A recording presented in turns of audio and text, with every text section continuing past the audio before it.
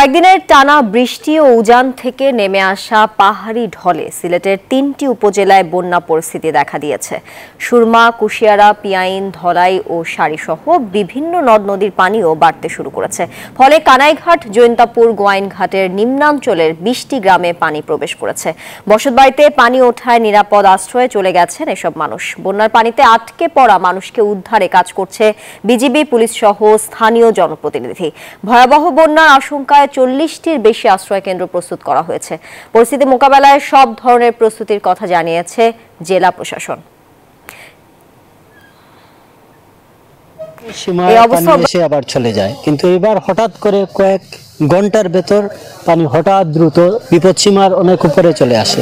স্থানীয় যারা মানুষ আছে, প্রতিনিধি সহ যারা গণ্যমান্য ব্যক্তিবর্গ আছেন, এরা সবাই মোটামুটি সহযোগিতা করিয়া কিছু মানুষ উদ্ধার করিয়া আনা সম্ভব হয়েছে।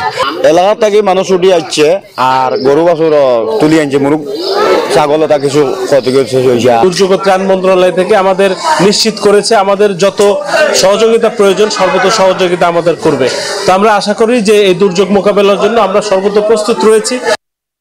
ডমেক্স টয়লেট রাখে ফ্রেশ ১০০ ফ্ল্যাশ পর্যন্ত, তাই ব্যবহার করুন ডমেক্স ফ্রেশ গার্ড।